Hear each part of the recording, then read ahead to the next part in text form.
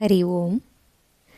சந்தியாவும் சூரியனும் தேவர்களாக இருந்தும் அவர்களுக்கு பிறந்த அஸ்வினி குமாரர்கள் மானுட உலகிலேயே அதிகம் சஞ்சரிப்பதால் தேவர்களுக்கான அந்தஸ்து அவர்களுக்கு மறுக்கப்பட்டு வந்தது. அதை அவர்கள் எவ்வாறு பெற்றனர் தெரிந்து கொள்வோமா? சியவன முனிவர் காட்டில் பல வருடங்களாக கடும் தவம் புரிந்து வந்தார். அவரின் மேல் மண் புற்றுக்கள் உருவாகி அவரின் இருப்பை மறைத்திருந்தன.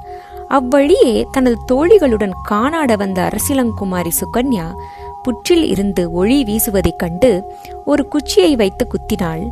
புற்றிலிருந்து வழி தாழாமல் வெளிவந்த சியவன முனியின் கண்களிலிருந்து இரத்தம் வழிந்து கொண்டிருந்தது. தன் தவறை உணர்ந்து பார்வை இழந்த முனியை மணந்து அவருக்கு பணிவிடைகள் செய்து வாழ்ந்து வந்தாள் சுகன்யா.